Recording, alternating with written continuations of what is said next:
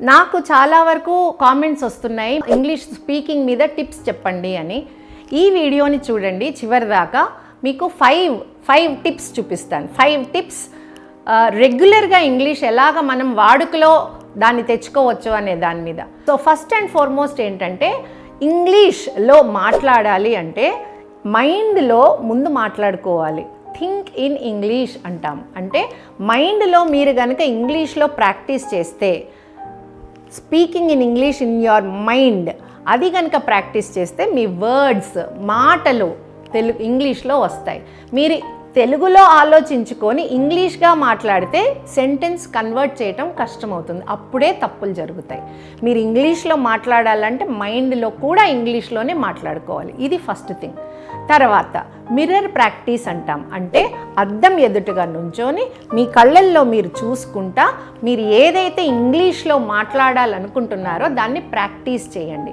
అద్దంతోటే practice చేయండి. మీరు ఇంట్లో వాళ్ళందరూ మిమ్మల్ని పిచ్చోళ్ళు అనుకుంటారేమో అని భయపడద్దు. వాళ్ళకి చెప్పండి, ఎక్స్ప్లెయిన్ చేయండి మీరు ఇది ఒక ప్రాక్టీస్ చేస్తున్నారని.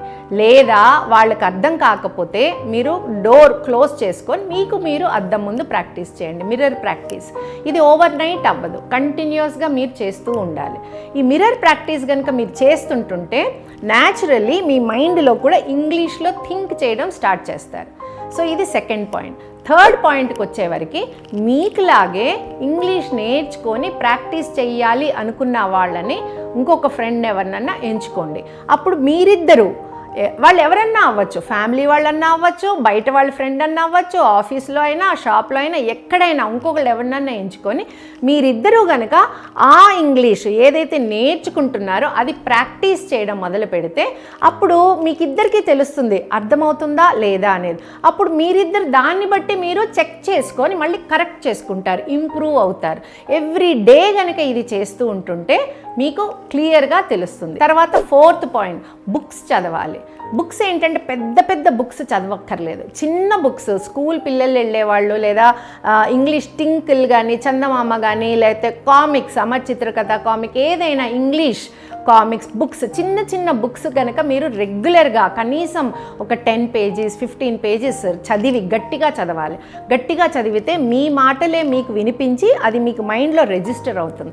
అలా కనుక మీరు ప్రాక్టీస్ చేస్తే మీకు ఇంగ్లీష్ ఫ్లూయెన్సీ మొదలవుతుంది. అంటే థింక్ ఇన్ ఇంగ్లీష్ స్టార్ట్ అయిపోతుంది. అది ఫోర్త్ టిప్ చెప్పాను. ఇప్పుడు coming to the fifth tip ఏంటంటే, ఇంగ్లీష్ మూవీస్, ఇంగ్లీష్ సినిమాలు చూస్తూ ఉండాలి. ఇంగ్లీష్ సినిమాలు చూసి అర్థం కాదు, ఫస్ట్ థింగ్ అందరికీ తెలుసు ఇది అర్థం కాదు. అది అర్థం అవ్వడానికి మీరు తెలుగు మూవీస్నే ఇంగ్లీష్ సబ్ టైటిల్స్ అంటే కింద స్క్రోలింగ్ వస్తుంది చూడండి. మీరు ఆల్రెడీ తెలుగు చూసేసిన మూవీస్నే సినిమా కోసం చూడొద్దు, సబ్ టైటిల్స్ కావాల్స్తే మీరు మ్యూట్ పెట్టుకొని సినిమాని ఆ కింద సబ్ టైటిల్ని అలా చదవడం ప్రాక్టీస్ చేస్తే స్పీడ్ పెరుగుతుంది, మీ మైండ్కి కూడా ప్రాక్టీస్ వస్తుంది, ఆ ఇంగ్లీష్ కన్వర్షన్ అయిపోతుంది. మీరు సినిమా స్టోరీ కోసం చూడట్లేదు, ఆ ఇంగ్లీష్ నేర్చుకోవడం కోసం చూస్తున్నారు. ఇది కనుక మీరు తెలుగు సినిమాలు ఆల్రెడీ చూసేసిన సినిమాలు కనుక సబ్ టైటిల్స్ పెట్టుకొని ప్రాక్టీస్ చేశారనుకోండి, తర్వాత మీరు ఇంగ్లీష్ సినిమాలు, ఇంగ్లీష్ మూవీస్ అప్పుడు సబ్ టైటిల్ పెట్టుకొని ప్రాక్టీస్ చేస్తే అప్పుడు ఆ సెంటెన్సెస్ తొందరగా చదవడానికి ప్రాక్టీస్ అవుతుంది. కొన్ని రోజులు అలా చేసిన తర్వాత మీకు సబ్ టైటిల్స్ అవసరం కూడా పడదు. వాళ్ళు మాట్లాడే భాష మీకు ఆటోమేటిక్గా రిజిస్టర్ అయ్యి అర్థమైపోతుంది. ఇది 5th స్టెప్. ఈ 5 స్టెప్స్ కనుక మీరు చక్కగా ప్రాక్టీస్ చేస్తే ఒకదాని తర్వాత ఒకటి డెఫినెట్లీ మీకు ఇంగ్లీష్ ఫ్లూయెన్సీ వస్తుంది. అప్పుడు మీకు ఇంగ్లీష్ మాట్లాడడానికి ఇబ్బందిగా ఉండదు. ఈ 5 టిప్స్ కూడా ఓవర్ నైట్ రావండి, ప్రాక్టీస్ చేయాలి. నెమ్మదిగా ప్రాక్టీస్ చేయాలి. ఫస్ట్ థింగ్ ఏంటి, మీరు థింక్ ఇన్ ఇంగ్లీష్.